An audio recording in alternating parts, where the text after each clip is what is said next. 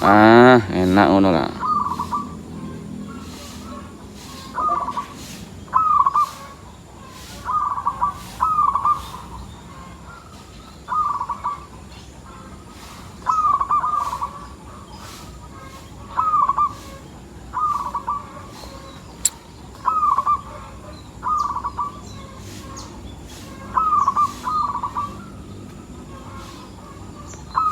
Absen pagi dengan si Suromba.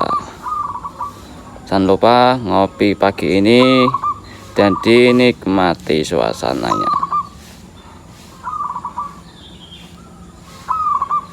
Nama burung si Suro.